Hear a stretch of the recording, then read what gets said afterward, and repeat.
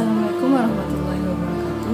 Perkenalkan, nama saya Afnan Nabila, berasal dari Fakultas Humaniora, Prodi Bahasa dan Sastra Arab di UIN Maulana Malik Ibrahim Malik. Nah teman-teman, pada kali ini saya akan meresum materi setelah saya mengikuti PBAK Universitas tahun 2021 di UIN Maulana Malik Ibrahim Malik. Materi pertama yang disampaikan oleh Wakil Rektor 1 bidang akademik yaitu Ibu Profesor Dr. Umi Sunullah MAG. Maba terpilih 3.751 dari peminatnya 78.430 dan diterima melalui 5 jalur: SNMPTN, SPAN-PTKIN, SBMPTN, UMPTKIN, Mandiri Tulis, dan Prestasi. UIN Malang memiliki 7 fakultas. Yang pertama yaitu Tarbiyah dan Ilmu Keguruan. Nah, fakultas ini merupakan fakultas yang paling tua. Yang kedua yaitu Syariah, yang ketiga Ekonomi, yang keempat Psikologi, yang kelima Sains dan Teknologi, yang keenam Humaniora, dan yang terakhir adalah Kedokteran dan Ilmu Kesehatan. Pasca sarjana dengan 15 prodi. Jadi, total prodi di UINMA S1, S2, S3 adalah 46. Kampus UIN Malang ini berada pada tahap pengakuan internasional dan reputasi internasional.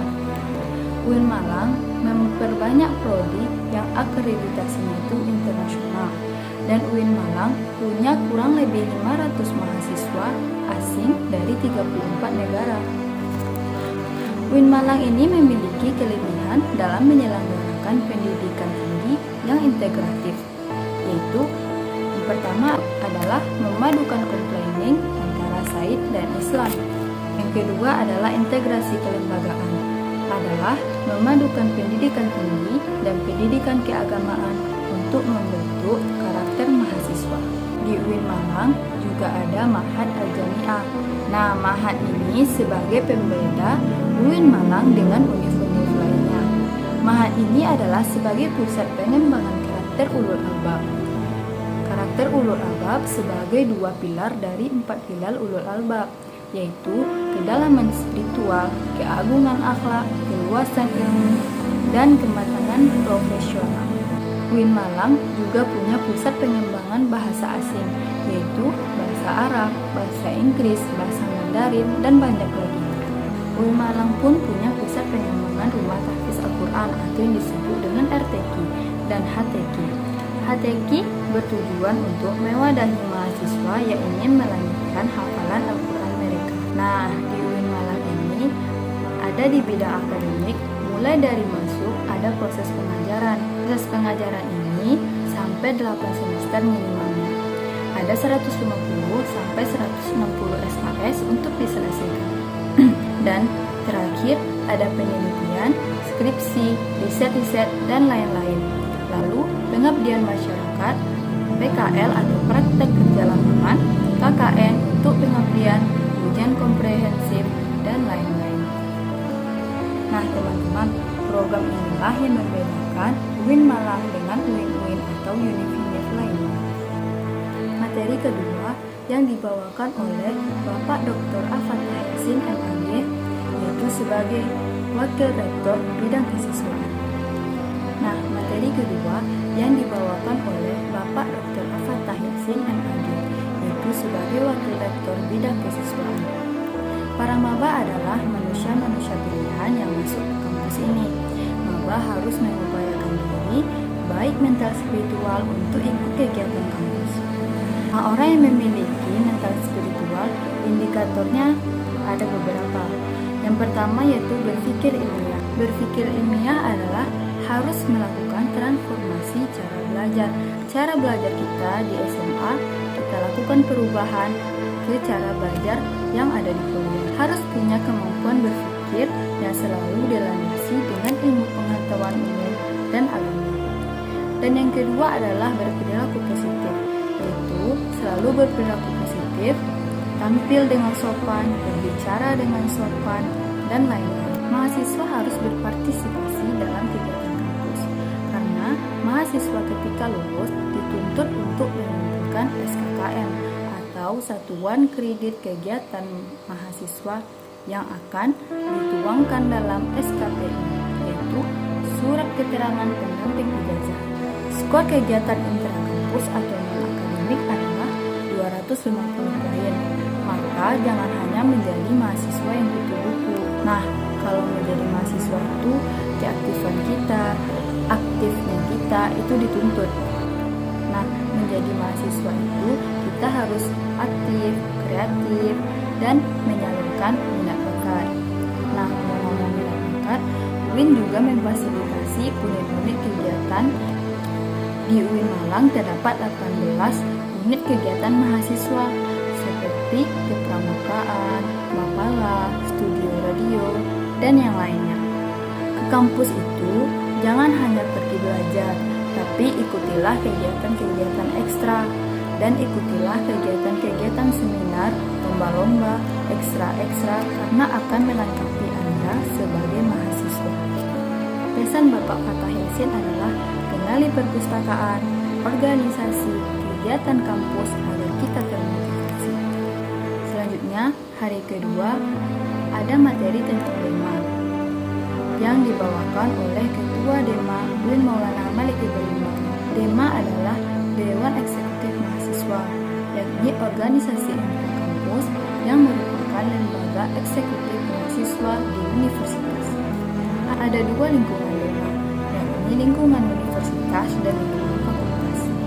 Turunan untuk lembaga eksekutif yaitu Himpunan Mahasiswa Jurusan atau HMJ. Diatur dalam SK Dirjen 4961, fungsi DEMA adalah sebagai pelaksana program organisasi kemahasiswaan, sebagai lembaga yang mengkoordinasikan dan menginstruksikan pelaksanaan kegiatan kemahasiswaan di tingkat universitas. Tugas DEMA itu sendiri adalah melaksanakan program kerja organisasi yang sudah disepakati oleh SEMA universitas. Yang kedua yaitu mengkomunikasikan dan menginformasikan kegiatan kemahasiswaan di tingkat universitas. Lalu melaksanakan koordinasi dan sinkronisasi kegiatan kemahasiswaan. Ada 6 kementerian DEMA. Yang pertama yaitu Menteri Dalam Negeri yang bertugas untuk mengkoordinir di lingkungan dalam UNIF. Yang kedua yaitu Menteri Luar Negeri yang bertugas untuk mengkoordinir lembaga dalam dan luar UIN.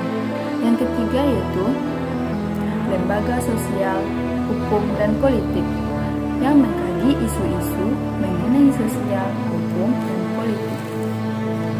Lalu ada Menteri Agama yang mengintegrasikan keilmuan, sains, dan agama. Lalu ada Menteri Pengembangan dan Kreativitas. Tujuannya adalah untuk mewujudkan cita-cita, maka kita perlu kreativitas.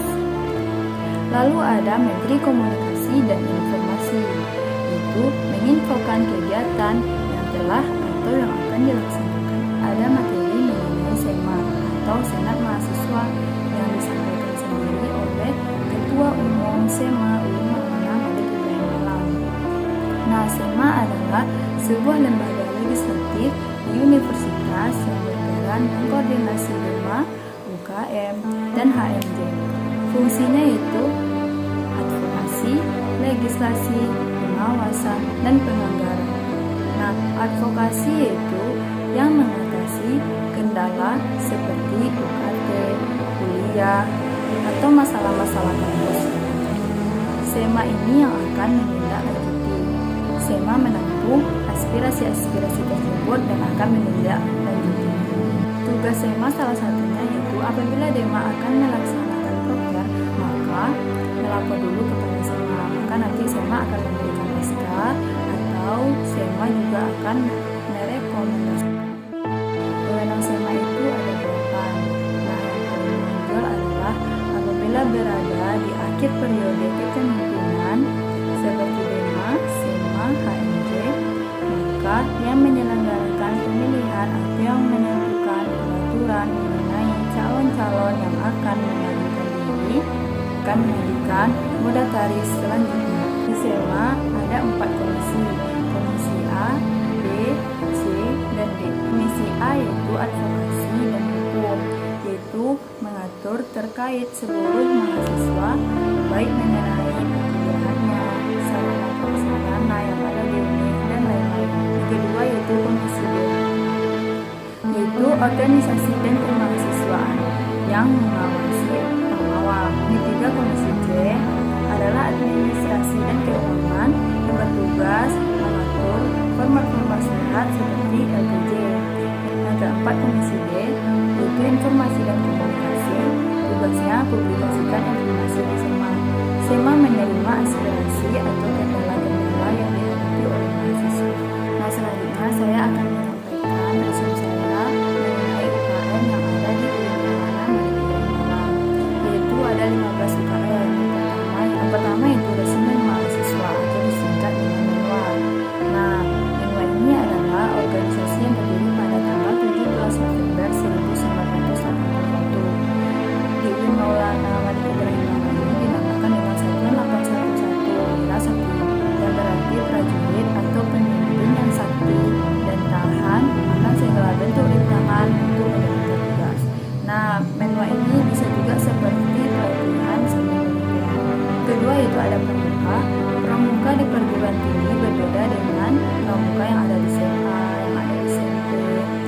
Nah, UKM ini melatih kita agar menjadi pribadi yang lebih disiplin, tangguh, dan terampil. Tiga yaitu ada KSR PMI. Nah, apa sih KSR itu?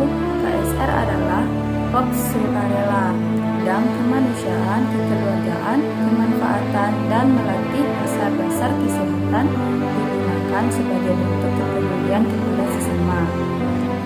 Yang keempat itu UKM PSM, paduan suara. UKM bergerak di bidang tarik suara dan sebagai wadah pengembangan keterampilan bernyanyi khususnya paduan suara.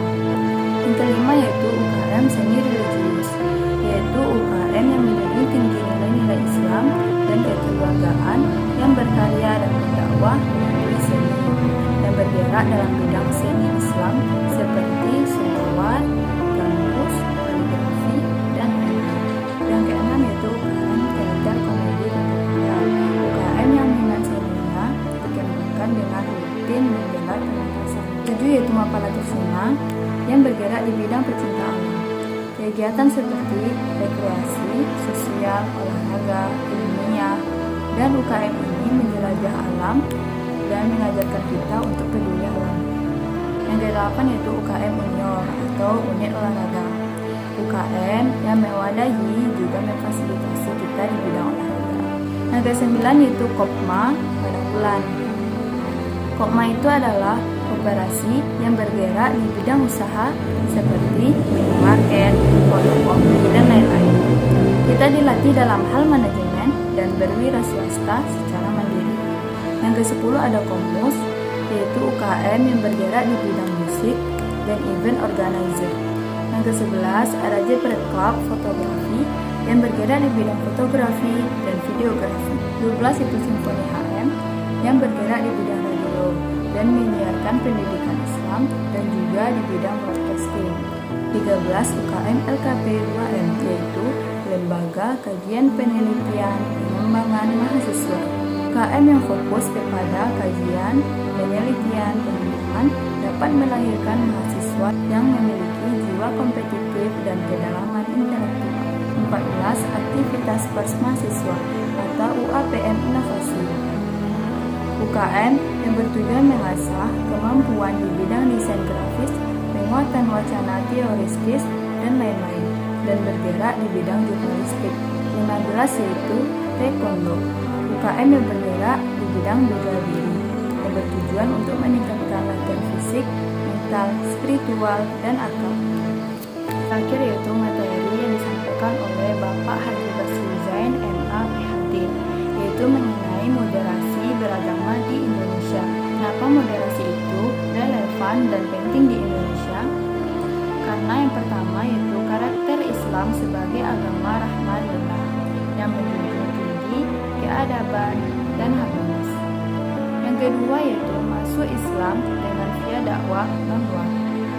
Yang ketiga yaitu karakter masyarakat Indonesia yang lekat dengan santun dan harmoni. Yang keempat itu ideologi bangsa Pancasila. Di akhir tahun 90-an dan puncaknya sekarang ada fenomena yaitu susah membedakan berislam dan berArab. Orang sering melihat seseorang itu soleh, dekat kepada Allah diukur dengan simbol-simbol yang dipakai. Jika ada orang alim tapi tidak dilengkapi dengan beraraban, maka belum utuh Islamnya. Seperti dia alim tetapi pakaiannya tidak sopan untuk dipandang. Definisi moderasi yaitu secara etimologi yaitu wasatiyah yang berarti jalan tengah, posisi tengah, pemahaman dalam beragama yang mengedepankan kesetaraan. Lalu, dasar teologis adalah Al-Quran Surah Al-Baqarah ayat 143 dan beberapa hadis sahih Bukhari. Sekian rangkuman materi dari saya. Apabila ada kesalahan, mohon dimaafkan. Semoga bermanfaat. Assalamualaikum warahmatullahi wabarakatuh.